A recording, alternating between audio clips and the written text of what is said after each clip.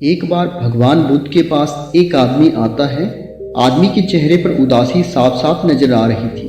बुद्ध ने उसको देखते ही उससे पूछा, बताओ तुम्हारे दुख का कारण क्या है। आदमी बुद्ध के आगे हाथ जोड़ता है और कहता है, महात्मा जी, अपने जीवन से बिल्कुल निराश हो चुका हूँ। मेरे जीवन में कोई भी खुशी है ही नहीं।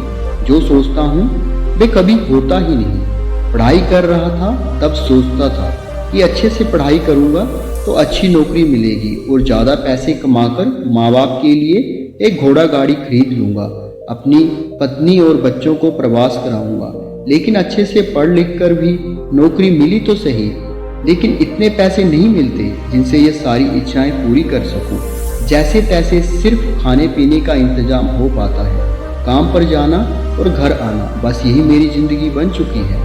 आदमी की बातें सुनकर बुद्ध उसको पास के एक बगीचे के नज़दीक लेकर गए। बुद्ध ने उस आदमी से कहा कि मैं तुम्हारी सारी समस्याओं का हल बता दूंगा, लेकिन उसके लिए तुम्हें मेरा एक कहा मानना होगा। आदमी ने कहा, वे हर बात मानेगा। तथागत उसे एक पास के फूलों के बगीचे के पास लेकर गए। बुद्ध ने आदमी से कहा कि तुम इस बगीचे में जाओ और तुम्हें जो सबसे सुंदर फूल नजर आए उसे मेरे लिए तोड़कर ले आओ।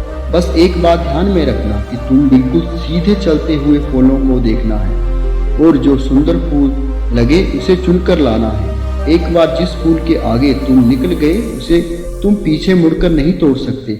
आदमी बुद्ध की बात ध्यान से समझने के बाद बगीचे में गया।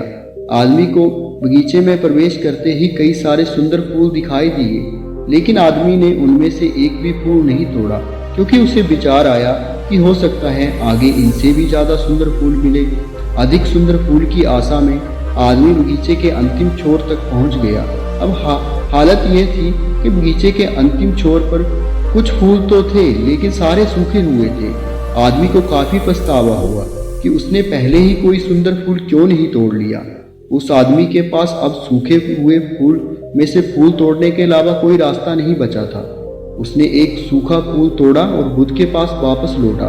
बुद्ध ने सूखे हुए फूल को देखकर उस आदमी से पूछा, बगीचे में इतने सारे सुंदर फूलों में से फिर तुम यह सूखा फूल क्यों तोड़ कर लाए। आदमी ने कहा, इस विचार से कि आगे और अधिक सुंदर फूल मिलेगा, मैंने सभी सुंदर फूलों को पीछे छोड़ दिया, इसीलिए मुझे अंत में ये सूखा हुआ फूल तोड़कर लाना पड़ा। महात्मा बुद्ध ने कहा, यही समस्या तुम्हारी भी है। यह बगीचा तुम्हारा जीवन है, इसमें वे सभी तरह के फूल छोटी मोटी खुशियां हैं।